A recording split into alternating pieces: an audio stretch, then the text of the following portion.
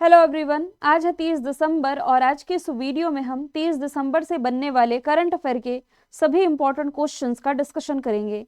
इसके पहले की क्लास में हमने देखा था कि देश के जो पूर्व प्रधानमंत्री थे मनमोहन सिंह जी, इनका रिसेंटली निधन हुआ। 13वें प्रधानमंत्री के रूप में कार्य किया, बाद में एक और इनका कार्यकाल रहा था।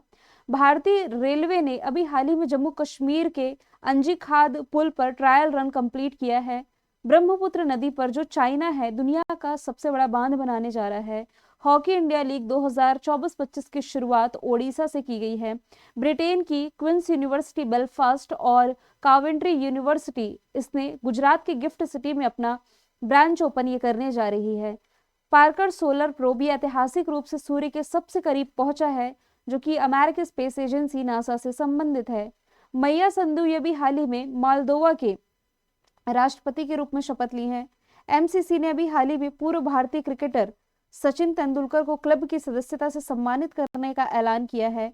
129 बिलियन डॉलर की आमद के साथ 2024 में धन प्रेषण का सबसे बड़ा प्राप्तकर्ता जो देश बन के उभरा है ये भारत है। चौंक on food economics on society किताब लिखी है अभिजीत बनर्जी ने। और राष्ट्रपति द्रौपदी मुर्मू जी ने रिसेंटली कुल 17 बच्चों को प्रधानमंत्री राष्ट्रीय बाल पुरस्कार से सम्मानित किया है। तो ये सभी क्वेश्चंस हम ऑलरेडी सैटरडे की क्लास में देख चुके हैं। शुरू करते हैं आज का हमारा पहला सवाल। उत्तर प्रदेश सरकार ने किस शहर में अटल युवा महाकुंभ का उद्घाटन किया है? तो इसकी शुरुआत रिसेंटली की गई है उत्तर प्रदेश की राजधानी लखनऊ से। अटल युवा महाकुंभ जिसका उद्घाटन मुख्यमंत्री योगी आदित्यनाथ और रक्षा मंत्री राजनाथ सिंह जी ने किया है। ये जो कार्यक्रम रहा है अटल बिहारी वाजपेयी जी की जन्म शताब्दी वर्ष के उपलक्ष्य के मौके पर किया गया। विभिन्न प्रतियोगिताओं में उत्कृष्ट प्रदर्शन करने वाले मेधावी छात्रों को इसमें सर्टिफिकेट और अवार्ड प्रदान किए गए हैं। बात की जाए यदि लखनऊ की, जो कि उत्तर प्रदेश की राजधानी है, गोमती नदी के किनारे बसी हुई है। रक्षा मंत्री राजनाथ सिंह जी का निर्वाचन क्षेत्र, साथ ही देश की पहली आर्टिफिशियल इंटेलिजेंस सिटी ये बनने जा रही है। मुख्यमंत्री योगी आदित्यनाथ है। राज्यपाल आनंदीबेन पटेल है। नेशनल पार्क में दुधवा, पीलीभीत, अमनगढ़ और रानीपुर वाइल्ड लाइफ सेंचुरी। राज्य के पशु बारहसिंगा, पक्षी है सारस। लोकसभा सीटें 80 हैं, राज्यसभा सीटों की संख्या 31 है। यदि आप करंट से रिलेट करेंगे तो राज्य में कुल 6 विशेष शिक्षा जोन यानी कि स्पेशल एजुकेशन जोन है जो कि बनने जा रहे हैं। यहाँ का जो राज्य की पक्षी है इसकी आबादी बढ़ी है, बढ़ करके 19,918 हुई है। अभी हाल ही में टूरिज्म के लिहाज से जो अयोध्या है इसने वाराणसी को पीछे छोड़ दिया है।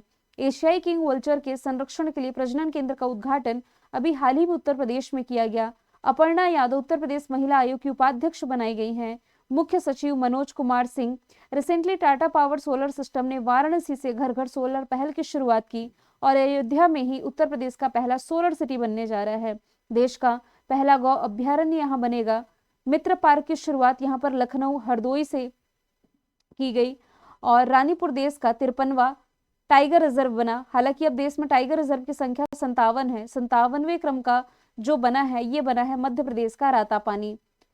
यहाँ भी हाल ही में तराई हाथी रिजर्व को मंजूरी मिली है। 24 जनवरी को ये अपना स्थापना दिवस मनाता है। गौ हत्या के लिए ये ऑपरेशन कन्विक्सन की शुरुआत कर चुका है और बंदरों के लिए समर्पित बंदर वन ये उत्तर प्रदेश के लखनऊ में स्थापित किए गए हैं। अयोध्या से यदि आप रिलेट करेंगे, श्री राम की नगरी 22 जनवरी को रामलला की जो प्राण प्रतिष्ठा हुई इसका उद्घाटन प्राइम मिनिस्टर नरेंद्र मोदी जी के द्वारा किया गया था। इसके अलावा 25 लाख से अधिक दिए जला करके रिसेंटली यहाँ पर Guinness book of world record में इसने अपना नाम दर्ज किया है। इसके अलावा बलिया से यदि आप रिलेट करेंगे तो जो उज्ज्वला योजना है, जो एलपीजी गैस कनेक्शन प्रोवाइड करने के लिए शुरू की गई योजना थी, उज्ज्वला योजना की शुरुआत 2016 में उत्तर प्रदेश के बलिया से ही की गई थी और वाराणसी में स्वर वेद नाम का दुनिया का सबसे बड़ा जो मेडिटेशन सेंटर है ये स्थापित किया गया है। प्राइम मिनिस्टर नरेंद्र मोदी जी का निर्वाचन क्षेत्र है। नेक्स्ट चलते हैं। नई दिल्ली में प्रगति बैठक के 45वें संस्करण की अध्यक्षता किसने की है? तो इसकी अध्यक्षता जो है recently prime minister Narendra Modi ji के द्वारा की गई है। एडिशन इसका 45वां है। इस 45वें एडिशन में 19.12 लाख करोड़ की 363 परियोजनाओं की समीक्षा की गई, इसका एनालिसिस किया गया है। प्रगति 25 मार्च 2015 को शुरू किया गया एक मल्टीपर्पस मंच है, बहुउद्देशीय मंच है। ये प्रमुख सरकारी कार्यक्रमों और परियोजनाओं की निगरानी करते हुए आम लोगों की शिकायतों का समाधान करता है, जिसका 45वां एडिशन नई दिल्ली में संपन्न हुआ है। यदि मैं बात करूं प्राइम मिनिस्टर नरेंद्र मोदी जी की, तो इनका निर्वाचन क्षेत्र ऑलरेडी मैं बता चुकी हूँ, वाराणसी उत्तर प्रदेश इनका निर्वाचन क्षेत्र है। तीसरी बार ये देश के प्रधानमंत्री बने हैं। जवाहरलाल नेहरू जी के बाद ये उपलब्धि हासिल करने वाले ये देश के दूसरे प्रधानमंत्री हैं, जिनका ये तीसरा कार्यकाल चल रहा है। इसके अलावा जो national institution of transforming India होता है ना, नीति आयोग, इसकी अध्यक्षता यही करते हैं। उपाध्यक्ष राजीव कुमार, सीईओ BVR सुब्रमण्यम हो जाएंगे। गृह मंत्रालय ये कौन संभाल रहे? अमित शाह। तो गृह मंत्रालय के अलावा ये क्षेत्रीय परिषद की भी अध्यक्षता करते हैं। बात की जाए यदि रक्षा मंत्रालय की, रक्षा मंत्रालय कौन संभाल रहे हैं? राजनाथ सिंह जी संभाल रहे हैं। और इनका निर्वाचन क्षेत्र ये तो आपको रट चुका होगा, लखनऊ उत्तर प्रदेश है।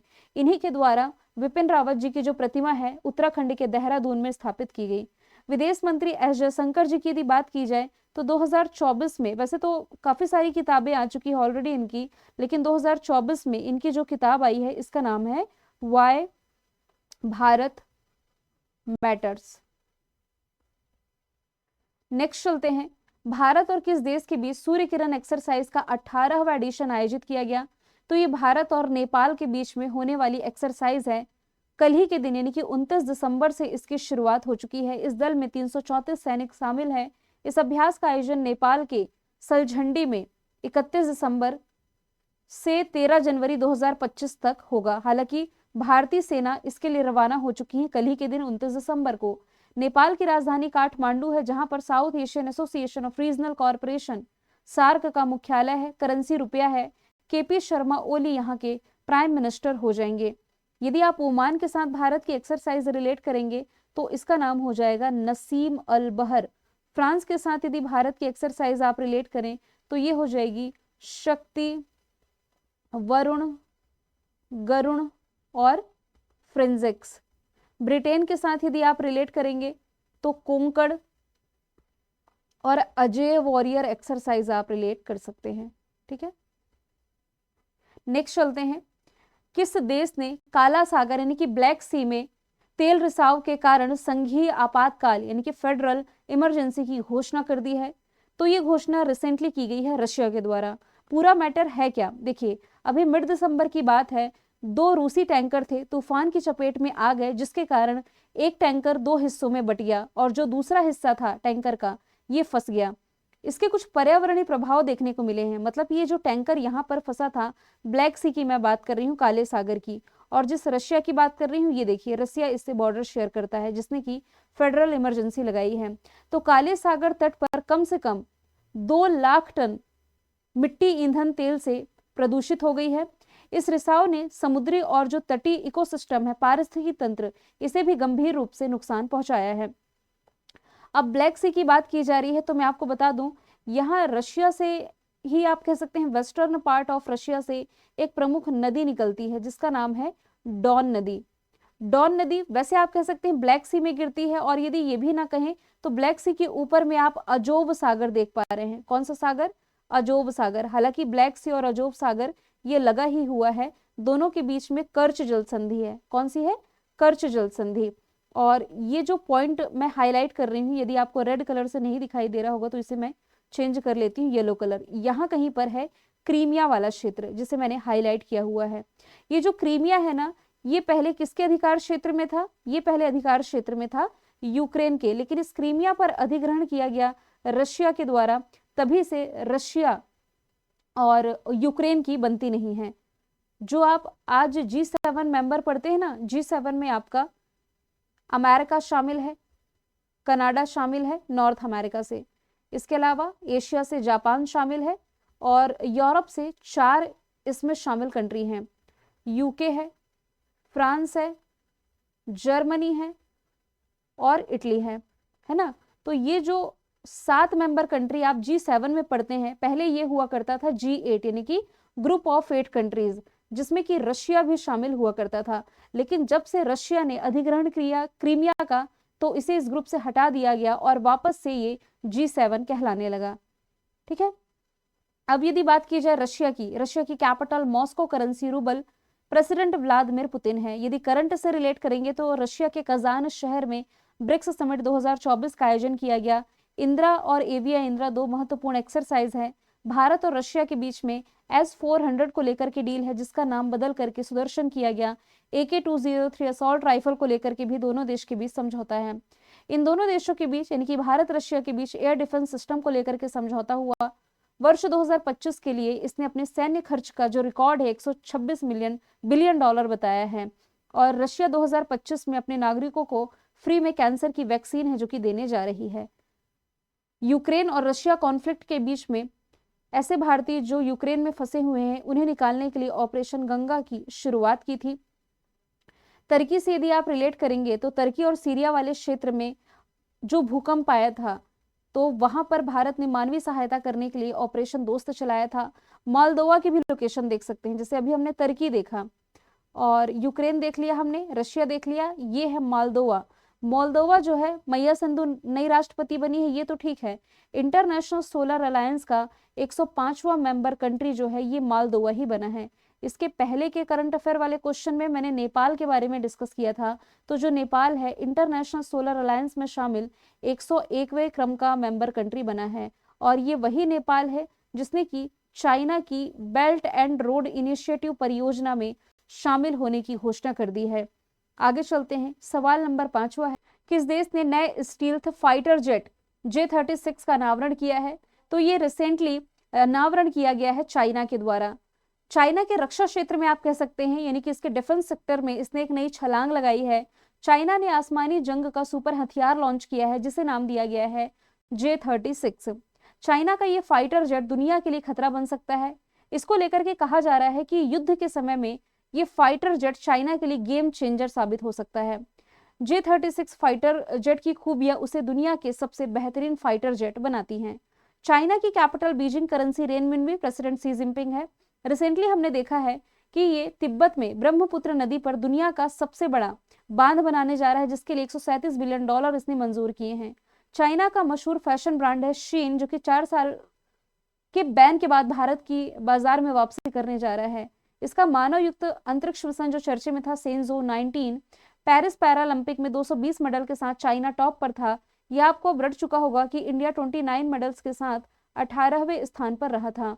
बैडमिंटन जूनियर चैंपियनशिप 2024 इसी ने होस्ट की। दुनिया का सबसे तेज रोबोट इसी ने लॉन्च किया। स्टारलिंक जो कि एलन मस्क की परियोजना है, स्टारलिंक से प्रतिस्पर्धा करने के लिए इसने अपना पहला सैटेलाइट कॉन्स्टलेशन नेटवर्क लॉन्च किया है। दुनिया की पहली carbon fibre high speed train इसी ने लॉन्च की और इंटरनेशनल स्पेस स्टेशन पर सबसे लंबी एकल स्पेस वॉक करने का रिकॉर्ड चाइना के ही अंतरिक्ष यात्री के द्वारा बनाया गया है। चाइना की स्पेस एजेंसी का नाम चाइना नेशनल स्पेस एडमिनिस्ट्रेशन है। इसका एक मून मिशन था, मून मिशन का नाम है चांग-E 6। ये चंद्रमा के साउथ पोल पर पहुंचा, यहाँ से मिट्टी के सैंपल कलेक्ट करके पृथ्वी पर ले आया और ऐसा करने वाला ये दुनिया का पहला देश बन गया। हालांकि चंद्रमा पर पहुंचने वाला दुनिया का 5वां देश ये जनवरी 2024 में बना था जापान, और जापान की स्पेस एजेंसी का नाम जैक्सा हो जाएगा। फ्रांस यदि आप रिलेट करेंगे तो राफेल विमान को लेकर के भारत और फ्रांस के बीच में डील है, जबकि अमेरिका से रिलेट करेंगे तो नासा ये हो जाएगी अमेरिका की स्पेस एजेंसी। नेक्स्ट है थर्ड आई एशियाई फिल्म महोत्सव का जो 21वां संस्करण है कहाँ आयोजित किया जाएगा? तो इसकी मेजबानी ये करने जा रहा है मुंबई। ऑप्शन नंबर बी इसका राइट आंसर हो जाएगा। तो इसका 21वां एडिशन है जो कि 16 जनवरी 2024 तक चलेगा, मतलब कि 10 जनवरी से शुरू होगा और 16 जनवरी 2025 तक मुंबई और ठाणे में आयोजित किया जाएगा।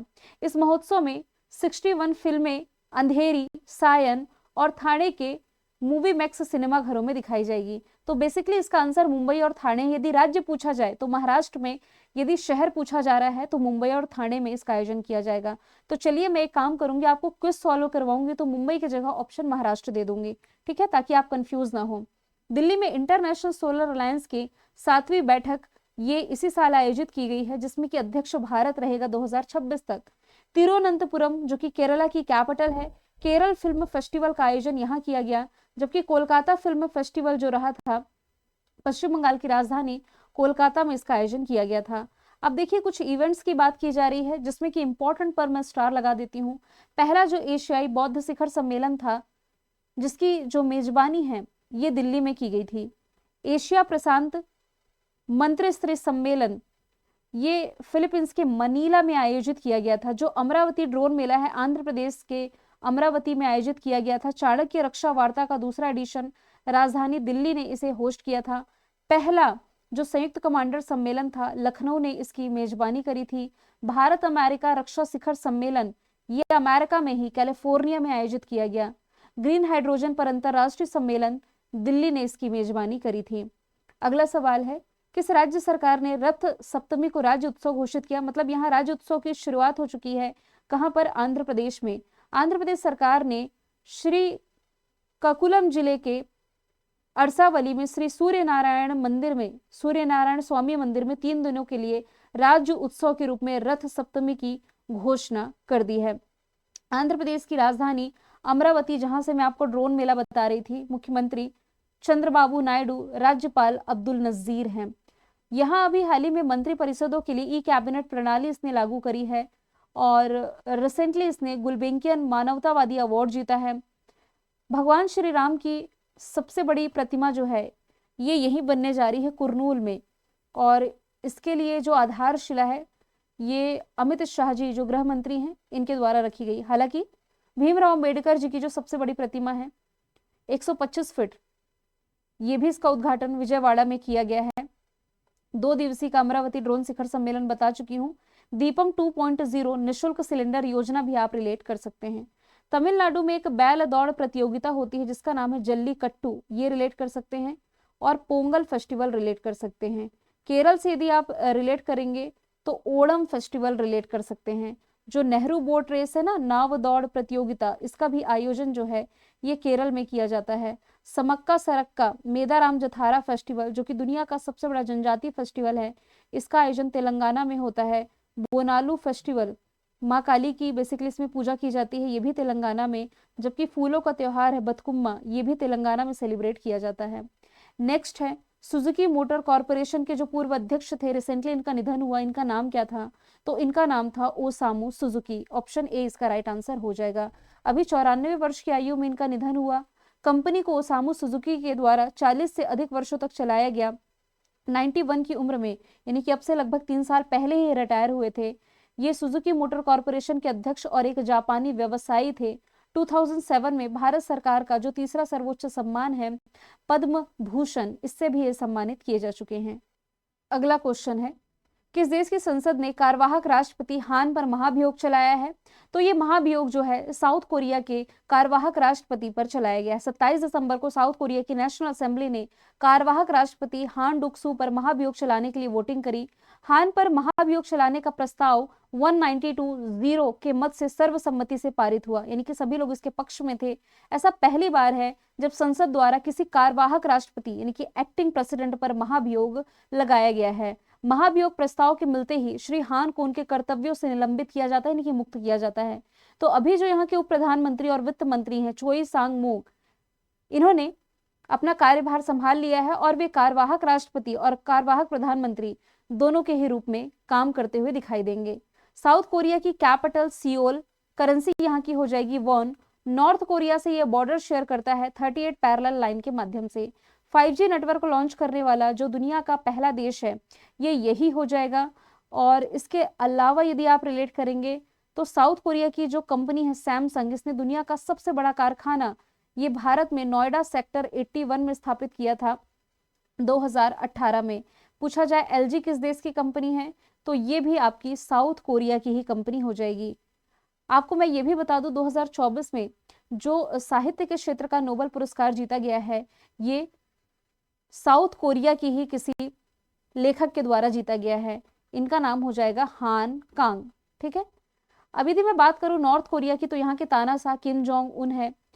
यदि बात की जाए फ्रांस की तो फ्रांस के जो राष्ट्रपति हैं ये तो हो जाएंगे इमैनुअल मैक्रोन। अभी हाल ही में प्राइम मिनिस्टर के रूप में फ्रेंकोइस बायरू की नियुक्ति की गई है। जर्मनी में चांसलर का पद होता है और चांसलर यहाँ के वर्तमान समय में ओलाफ ज़ोल्फ हैं। 10वें नंबर का सवाल है, 26 दिसंबर 2024 को बेलगावी अधिवेशन के कितने साल पूरे हुए हैं? बेलगावी अधिवेशन ये था 1924 का। अभी क्या चल रहा है 2024, अब खत्म होने में हालांकि, तो इसके पूरे 100 साल कंप्लीट हो चुके हैं। 1924 में कांग्रेस अधिवेशन की अध्यक्षता महात्मा गांधी जी ने की थी बेलगावी में। यहीं से एग्जाम में सवाल पूछा जाता है।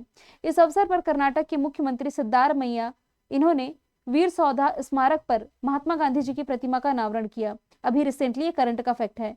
बेलगावी अधिवेशन एकमात्र ऐसा कांग्रेस का अधिवेशन था जिसकी अध्यक्षता महात्मा गांधी जी ने की थी और ये 39 क्रम का अधिवेशन था भारतीय राष्ट्रीय कांग्रेस का। मैंने कल आपसे पूछा था दिसंबर 2024 में भारत के पहले बायो बिटुमेन नेशनल हाईवे का उद्घाटन कहाँ किया गया, तो इसका उद्घाटन किया गया है मानसर नागपुर राष्ट्रीय राजमार्ग पर। आज का सवाल है आपका, राष्ट्रीय मानवाधिकार आयोग के अध्यक्ष पद पर रिसेंटली किसकी नियुक्ति की गई है? लिख सके तो इसके ऑप्शन के बारे में भी डिटेल आप जरूर लिखें। फिर हम मिलेंगे नेक्स्ट वीडियो में। Thank you so much.